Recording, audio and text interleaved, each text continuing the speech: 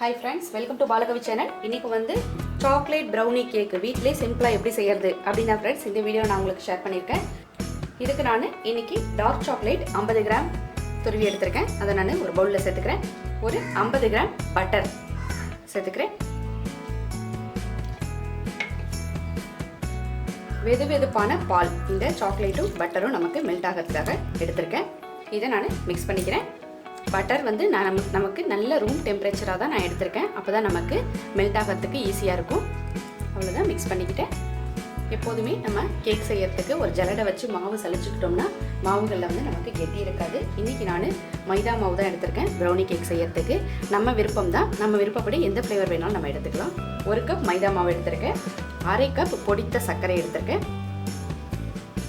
Packing soda 1/2 teaspoon, baking powder 1 teaspoon, cocoa powder 1/2 tablespoon எடுத்துர்க்கேன். இப்போ இது எல்லாத்தையும் நான் சலிச்சுக்கிறேன்.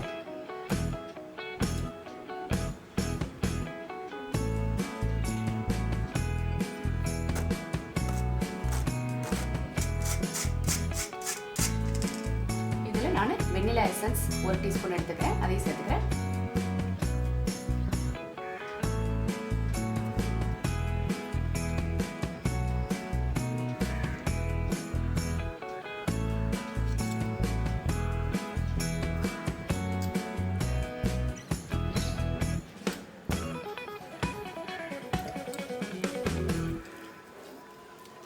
இப்போ மாவு இந்த அளவுக்கு கெட்டியா இருக்குது. அதனால இதுல நான் ஆற வைத்த பால் வந்து 1/2 கப் எடுத்துர்க்கேன். ஃபர்ஸ்ட் நான் 1/2 கப் சேர்க்கல, 1/4 கப் மட்டும் சேர்த்துக்கிறேன். mix பண்ணி விட்டுட்டு தேவைப்பட்டா சேர்த்துக்கலாம்.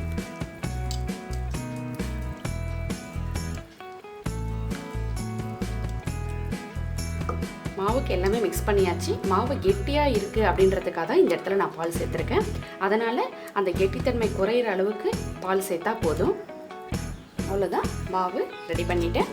இப்படி லேயரா நமக்கு கிடைக்குதா? இந்த மாதிரி இருந்தா மாவோட பதமும் கேக் நல்ல சாஃப்டஸா கிடைக்கும்னு அர்த்தம். இப்போ ஒரு கேக் டின் எடுத்துக்கிறேன். ஸ்கொயர் டின் எடுத்துர்க்கேன். இது வந்து 6 இன்ச்.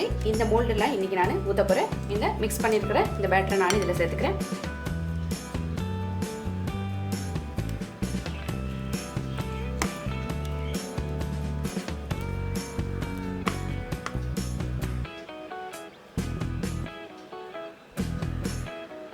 அவ்வளவுதான், இதை நல்லா டேப் பண்ணிக்கிறேன். நமக்கு டேப் பண்ணாதான் மேலே நமக்கு கரெக்டாக ஷேப் வெந்து கிடைக்கும். இப்போ அடுப்பில் ஒரு பேன் எடுத்துக்கிட்டேன். அந்த பேனில் ஒரு ஸ்டாண்ட் போட்டு ஒரு மூடி போட்டு ஒரு 10 நிமிஷம் லோ ஃப்ளேமில் இந்த பேனை நான் ஹீட் பண்ணிக்கிறேன். ஒரு 10 நிமிஷம் நான் பேன் ஹீட் பண்ணி எடுத்துட்டேன். இந்த கேக் ட்ரையை இதில் வச்சு மூடி போட்டு நான் மூடி வச்சிடுறேன். கரெக்டாக 35லேருந்து 40 நிமிஷம் ஆகும். நான் எவ்வளோ நேரம் வெந்துச்சு அப்படின்றத உங்களுக்கு நான் வெந்ததுக்கப்புறம் சொல்கிறேன். கண்டிப்பாக மீடியம் ஃப்ளேமில் தான் அடுப்பு இருக்கணும். குறைச்சோ கூட்டியோ வைக்கக்கூடாது.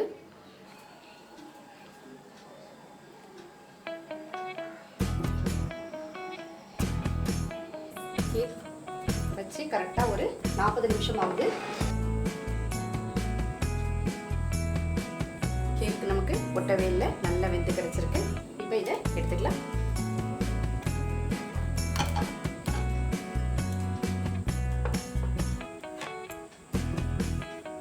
கேக் வந்து நல்ல சூடா இருக்கு. க்ளோஸ் பண்ணி வைக்கிறேன். கொஞ்ச நேரம் ஆறணும்னே எடுக்கலாம். கேக் வந்து கம்ப்ளீட்டா ஆறிடுச்சு. கேக்கை நானே ஒரு பிளேட்க்கு மாத்திக்கிறேன்.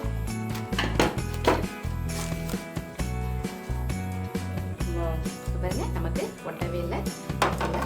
சூப்பரா எவ்வளோ ஒரு சாஃப்டான கேக் வந்து ரெடி பண்ணிட்டோம். சாக்லேட் நம்ம ரெடி பண்ணிக்கலாம். இப்போ நான் டார்க் சாக்லேட் ஒரு 50 கிராம் எடுத்துருக்கேன். இந்த 50 கிராம் டார்க் சாக்லேட்ல வெதுவெதுப்பான பால் ஒரு 2 ஸ்பூன் நான் இதில் சேர்த்துக்கிறேன். 2 டேபிள் ஸ்பூன் பால் சேர்த்துருக்கேன். கொஞ்சம் வெதுவெதுப்பாக இருந்தனா நமக்கு சாக்லேட் சிரப் வந்து சீக்கிரம் ரெடி ஆகிடும். சாக்லேட் சிரப் ரெடி ஆகிடுச்சு. அடுத்தது நான் கேக்கில் இதை மிக்ஸ் பண்ண போகிறேன். இப்போ இந்த கேக்கில் கொஞ்சம் ஹோல் போட்டுக்கிறேன். நமக்கு அப்போ தான் கேக் உள்ளார நமக்கு இந்த ஸ்வீட்னஸ் ஃபுல்லாக சிரப் ஃபுல்லாக இறங்கும்.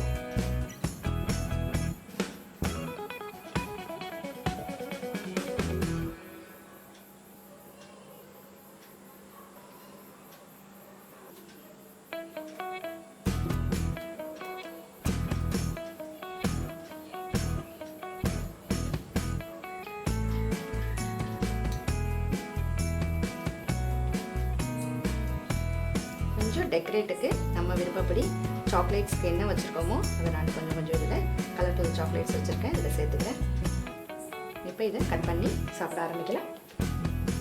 5 நிமிஷம் ரெஸ்ட் கொடுத்துட்டேன். இப்போ நான் கட் பண்ணிக்கிறேன்.